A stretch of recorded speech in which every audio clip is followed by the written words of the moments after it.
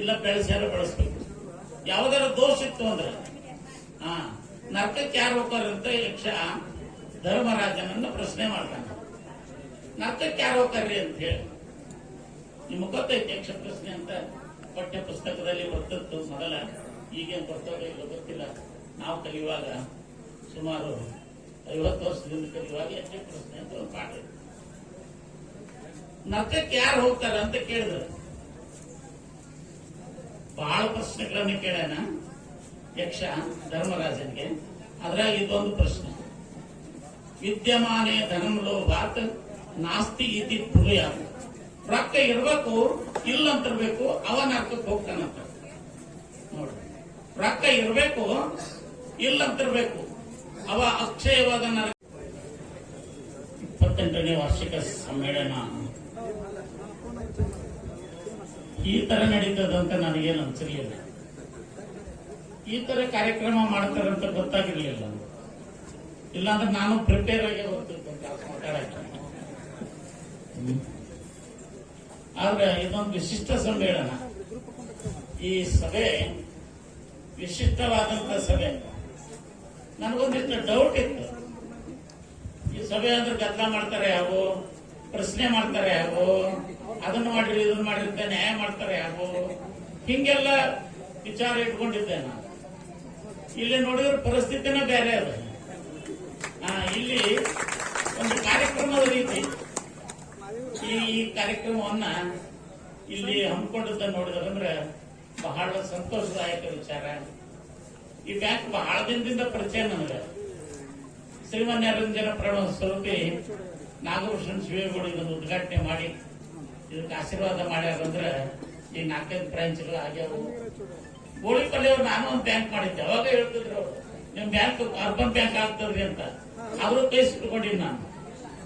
ಆದ್ರೆ ಇಂಥ ಒಂದು ಬ್ಯಾಂಕು ಇಷ್ಟು ಅಭಿವೃದ್ಧಿಯಾಗಿ ಇಂಥ ಕಾರ್ಯಗಳನ್ನು ಮಾಡಿ ಇಂಥ ನಿವ್ವಳ ಲಾಭವನ್ನು ಗಳಿಸಿ ಇಂಥ ಒಂದು ಬ್ಯಾಂಕನ್ನು ಅಭಿವೃದ್ಧಿಪಡಿಸಿದ್ದಕ್ಕಾಗಿ ಅಧ್ಯಕ್ಷರಿಗೂ ಇಲ್ಲಿ ಕೂಡಿರ್ತಕ್ಕಂಥ ಎಲ್ಲ ಸದಸ್ಯರಿಗೂ ತುಂಬು ಹೃದಯದ ಆಶೀರ್ವಾದವನ್ನು ಮಾಡ್ತಾ, ರೊಕ್ಕ ಯಾರಿಗೂ ಬೇಡಾಗಿತ್ತು ಹೇಳಿ ಕೊಡ್ತೇನೆ ಅಂದ್ರೆ ಎಲ್ಲರಿಗೂ ಬೇಕಾಗ್ತದೆ, ಹೆಣಕ್ಕೂ ಬೇಕಾಗ್ತದೆ. ಹಣ ಅಂದ್ರೆ ಹೆಣ ಬಾಯ್ತಿದ್ದ, ನೀವರ ಯಾರು ಹೆಣ ಅಲ್ಲ. ಹಣ ಮನುಷ್ಯನನ್ನ ಹೆಣ ಆಗಿ ಮಾಡ್ತದಂತೆ. ಅರ್ಥಂ ಅನರ್ಥಂ ಭಾವಯ ನಿತ್ಯಂ. ಶಂಕರಾಚಾರ್ಯ ಹೇಳ್ತಾರೆ, ರೊಕ್ಕ ಅಂದ್ರೆ ಅನರ್ಥ ಅಂತ ತಿಳ್ಕೋಬೇಕಂತ. ಅಂತ ಅರ್ಥವನ್ನು ಉಪಯೋಗ ಮಾಡೋದು ಮನುಷ್ಯನಿಗೆ ಗೊತ್ತಾಗ್ಬೇಕು. ಎಲ್ಲರೂ ರೊಕ್ಕವನ್ನು ಗಳಿಸಂಗಿಲ್ಲ, ಎಲ್ಲರಿಗೂ ರೊಕ್ಕ ಗಳಿಸಾಕ ಬರಂಗಿಲ್ಲ, ಬಂದ್ರೂ ಉಳಿಸಾಕ ಬರಂಗಿಲ್ಲ, ಉಳಿಸಿದ್ರು ಬೆಳೆಸಾಕ ಬರಂಗಿಲ್ಲ, ಬೆಳೆಸಿದ್ರು ಬಳಸಾಕ ಬರಂಗಿಲ್ಲ. ರೊಕ್ಕನ ಬೆಳೆಸಾಕ ಬರ್ಬೇಕಾಗ್ತದೆ. ಈ ಬ್ಯಾಂಕಿನ ನೋಡಿ ಗೊತ್ತಾಗ್ಬೇಕು ಹೆಂಗ್ ಬೆಳೆಸ್ತಾರೆ ರೊಕ್ಕನ ಅಂತೇಳಿ. ಈ ಬ್ಯಾಂಕಿಗೆ ನಾನು ಒಬ್ಬ ಸಾಲಗಾರ ಇದ್ದೀನಿ. ನನ್ನ ಯಾಕೆ ಸನ್ಮಾನ ಮಾಡಿದ್ರು ವಿಚಿತ್ರ, ನನಗೆ ಯಾಕೆ ಸನ್ಮಾನ ಮಾಡ್ತಾರಂತೆ. ಆದ್ರೆ ನಾನು ಈ ಬ್ಯಾಂಕಿನ ಒಂದು ಸಾಲಗಾರ ಇದ್ದೀನಿ. ಯಾಕಂದ್ರೆ ನನಗೂ ಬೇಕಾಗ್ತದೆ ಹಗಲಲ್ಲ ಸಾಲ.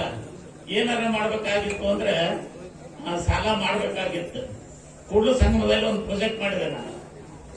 11 ಕೋಟಿ ರೂಪಾಯಿದು ಒಂದು ಪ್ರಾಜೆಕ್ಟ್ ಮಾಡಿದೆ ನಾನೇ. ಅದಕ್ಕೆ ರೊಕ್ಕ ಬೇಕಾಗ್ತದೆ, ಯಾಕಂದ್ರೆ ರೊಕ್ಕ ಎಲ್ಲರಿಗೂ ಬೇಕಾಗ್ತದೆ ನೋಡ್ರಿ. 11 ಕೋಟಿ ರೂಪಾಯಿ ಕೊಡ್ಸೋದು ಹೆಂಗ?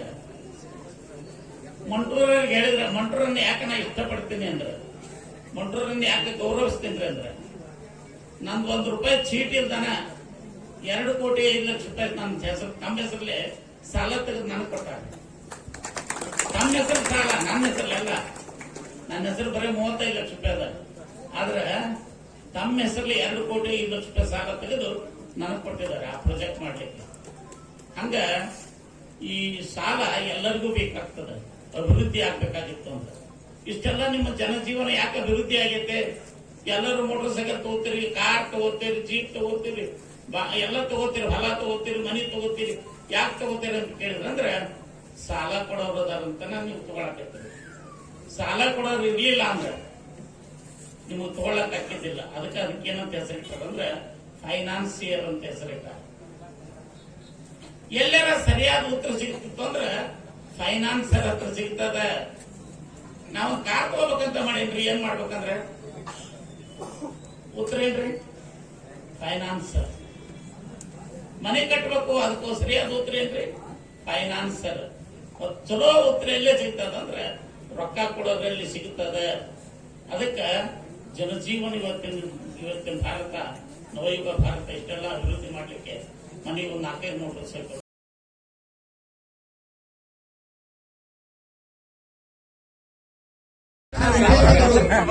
ಮಾಡತಕ್ಕಂತ ಚಿನ್ನವ ಮಲ್ಲಪ್ಪ ಶೆಟ್ಟರ್ ಅವರು ಕೂಡ